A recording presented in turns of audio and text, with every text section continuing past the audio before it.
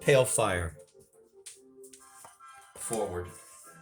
Pale Fire, a poem in heroic couplets of 999 lines, divided into 4 cantos, was composed by John Francis Shade, born July 5th, 1898, died July 21st, 1959, during the last 20 days of his life at his residence in New Wye, Appalachia, USA. The manuscript, mostly a fair copy from which the present text has been faithfully printed, consists of 80 medium-sized index cards, on each of which Shade reserved the pink upper line for headings, canto number, date, and used the 14 light blue lines for writing out with a fine nib in a minute, tidy, remarkably clear hand the text of his poem, skipping a line to indicate double space, and always using a fresh card to begin anew. Canto. The short 166 lines Canto 1, with all those amusing birds and parhelia, occupies 13 cards. Canto 2, your favorite, and that shocking tour de force Canto 3, are identical in length, 334 lines, and cover 27 cards each. Canto 4 reverts to 1 in length and occupies again 13 cards, of which the last 4 used on the day of his death give a corrected draft instead of a fair copy.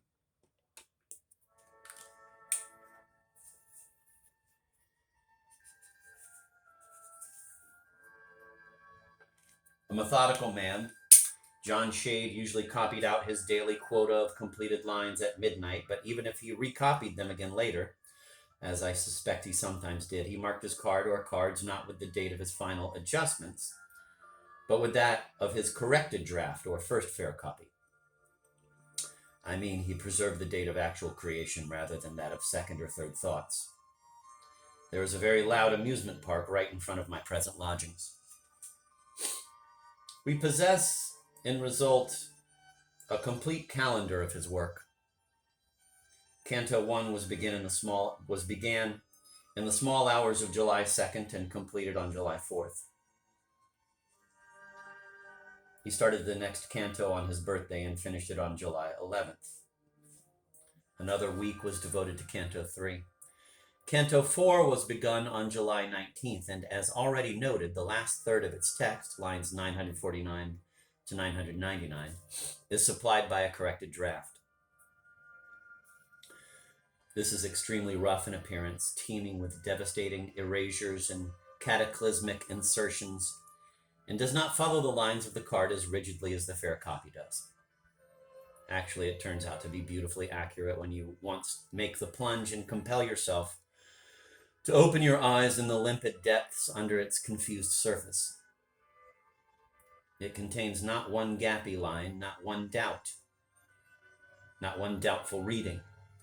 This fact would be sufficient to show that the imputations made on July 24th, 1959, in a newspaper interview with one of our professed Shadians, who affirmed, without having seen the manuscript of the poem, that it consists of disjointed drafts, none of which yields a definite text. That is a malicious invention on the part of those who would wish not so much to deplore the state in which a great poet's work was interrupted by death, as to asperse the competence and perhaps honesty of its present editor and commentator. Another pronouncement publicly made by Professor Hurley and his clique refers to a structural matter. I quote from the same interview, quote, "None can say how long John Shade planned his poem to be, but it is not improbable that what he left represents only a small fraction of the composition he saw in a glass darkly." End of quote. Nonsense again. Aside from the veritable clarion of internal evidence ringing throughout Canto 4, there exists Sybil Shade's affirmation in a document dated July 25th, 1959, that her husband, quote, "never intended to go beyond 4 parts." End of quote. For him, the third canto was the penultimate one, and thus I myself have heard him speak of it in the course of a sunset ramble, when, as if thinking aloud, he reviewed the day's work and gesticulated in pardonable self-approbation, while his discreet companion kept trying in vain to adapt the swing of a long-limbed gait to the disheveled old poet's jerky shuffle. Nay, I shall even assert, as our shadows still walk without us, that there remained to be written only one line of the poem, namely verse 1000, which would have been identical to line 1 and would have completed the symmetry of the structure with its two identical central parts, solid and ample, forming together with the shorter flanks twin wings of 500 verses each. And damn that music! Knowing Shade's combinational turn of mind and subtle sense of harmonic balance, I cannot imagine that he intended to deform the faces of his crystal by meddling with its predictable growth. And if all this were not enough, and it is enough, I have had the dramatic occasion of hearing my poor friend's own voice proclaim on the evening of July 21st the end, or almost the end, of his labors. See my note to line 991.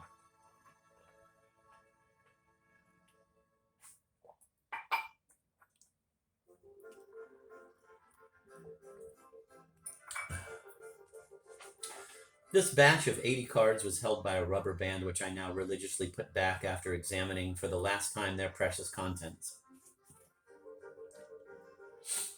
Another, much thinner set of a dozen cards, clipped together and enclosed in the same manila envelope as the main batch, bears some additional couplets running their brief and sometimes smudgy course among a chaos of first drafts.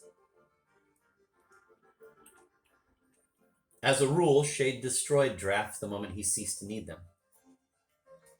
Well do I recall seeing him from my porch on a brilliant morning, burning a whole stack of them in the pale fire of the incinerator before which he stood with bent head like an official mourner among the wind-borne black butterflies of that backyard auto da fe.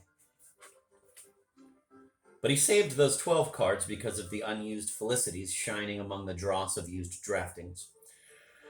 Perhaps he vaguely expected to replace certain passages in the fair copy with some of the lovely rejections in his files, or more probably, a sneaking fondness for this or that vignette, suppressed out of architectonic considerations or because it had annoyed Mrs. S., urged him to put off its disposal till the time when the marble finality of an immaculate typescript would have confirmed it or made the most delightful variant seem cumbersome and impure.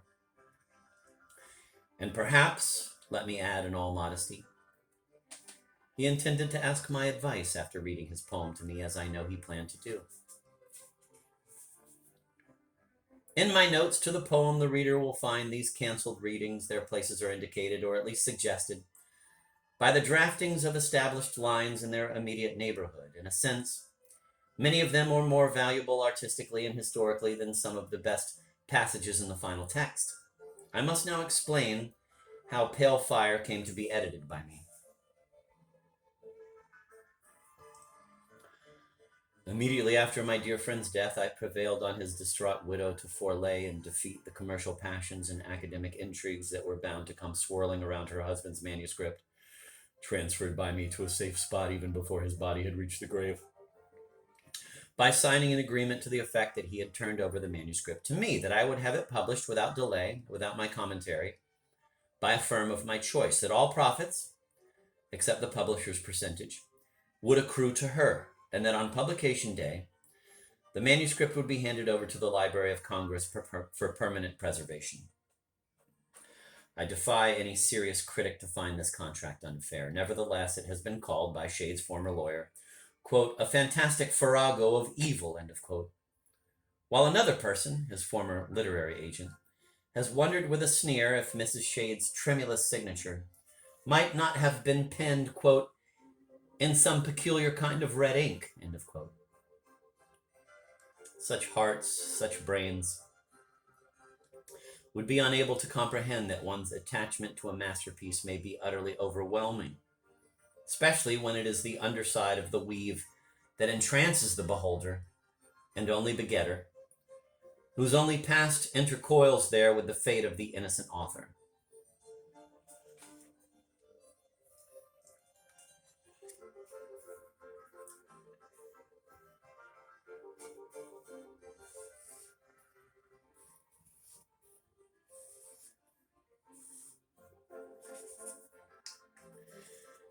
As mentioned, I think, in my last note to the poem, the depth charge of Shade's death blasted such secrets and caused so many dead fish to float up that I was forced to leave New Y soon after my last interview with the jailed killer.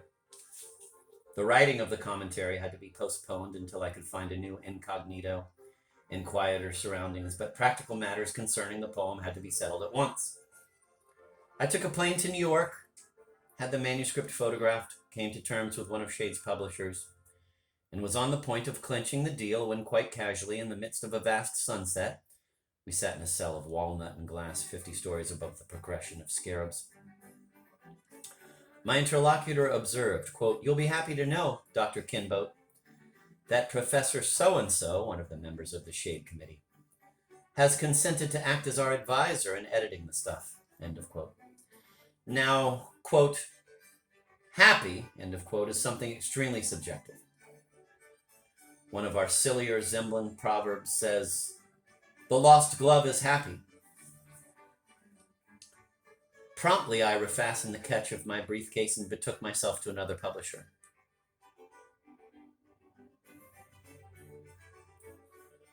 Imagine a soft, clumsy giant. Imagine a historical personage whose knowledge of money is limited to the abstract billions of a national debt.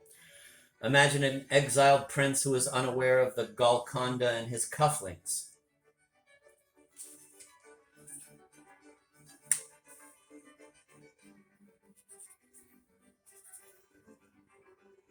This is to say, hyperbolically, that I am the most impractical fellow in the world.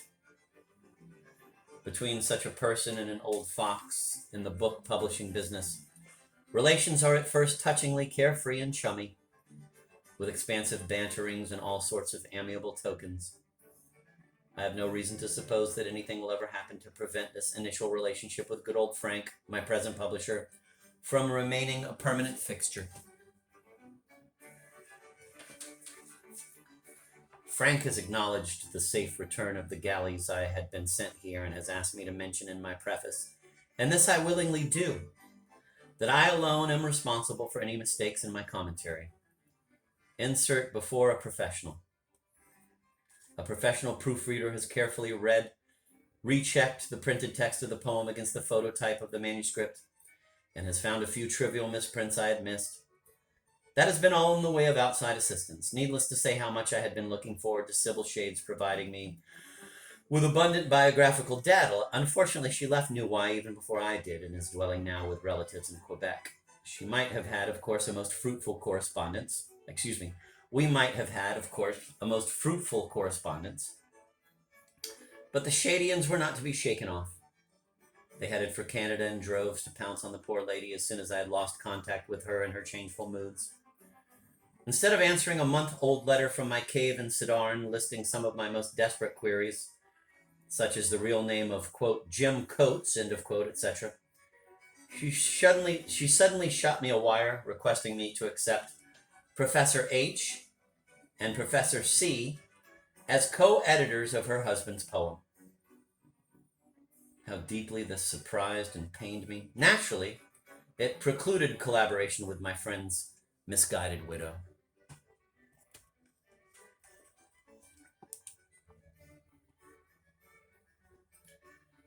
And he was a very dear friend indeed. The calendar says I had known him only for a few months, but there exist friendships which develop their own inner duration, their own eons of transparent time, independent of rotating, malicious music. Never shall I forget how elated I was upon learning, as mentioned in a note my reader shall find, that the suburban house rented for my use from Judge Goldsworth, who had gone on his sabbatical to England, into which I moved on February 5th, 1959, stood next to that of the celebrated American poet, whose verses I had tried to put into Zemblin 2 decades earlier. Apart from this glamorous neighborhood, the Goldsworthian chateau, as I was soon to discover, had little to recommend it. The heating system was a farce, depending as it did on registers in the floor, wherefrom the tepid exhalations of a throbbing and groaning basement furnace were transmitted to the rooms with the faintness of a moribund's last breath.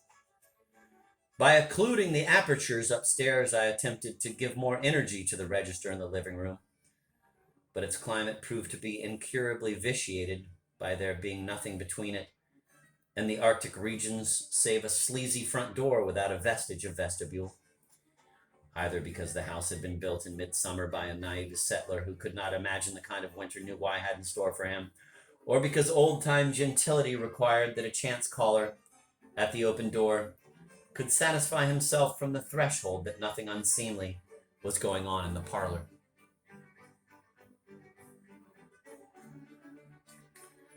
February and March in Zembla, the two last of the four, quote, white-nosed months, end of quote, as we call them, used to be pretty rough too, but even a peasant's room there presented a solid of uniform warmth, not a reticulation of deadly drafts. It is true that, as usually happens to newcomers, I was told I had chosen the worst winter in years, and this at the latitude of Palermo.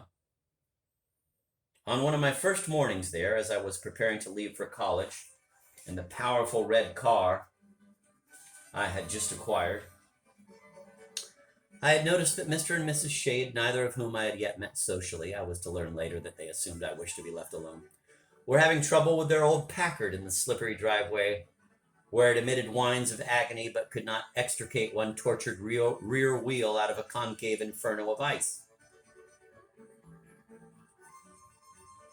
John Shade busied himself clumsily with a bucket from which, with the gestures of a sower, he distributed handfuls of brown sand over the blue glaze.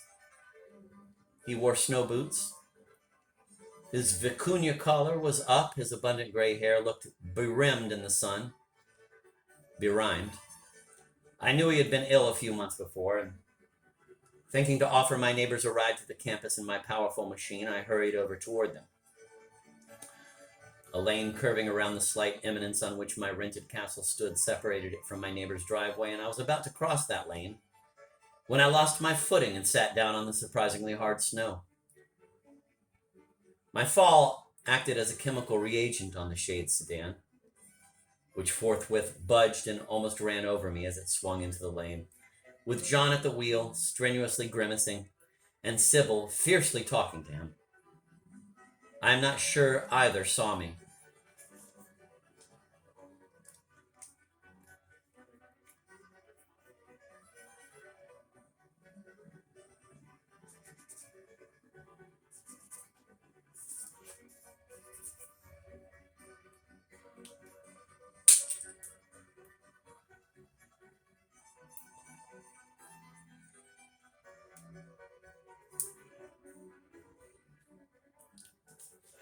A few days later, however, namely on Monday, February 16th, I was introduced to the old poet at lunchtime in the faculty club.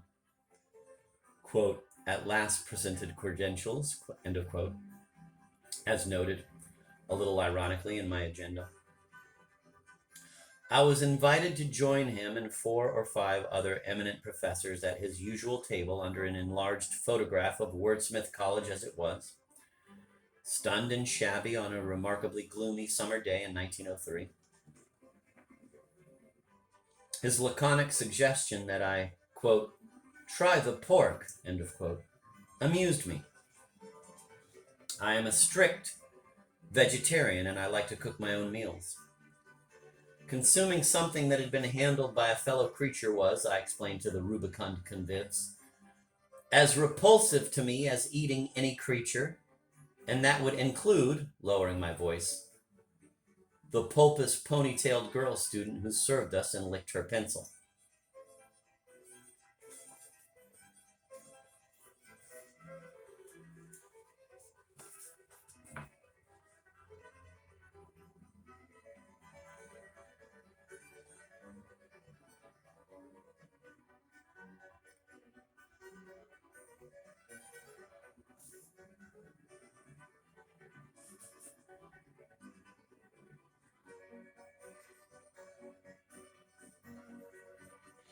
Moreover, I had already finished the fruit brought with me in my briefcase, so I would content myself, I said, with a bottle of good college ale. My free and simple demeanor set everybody at ease.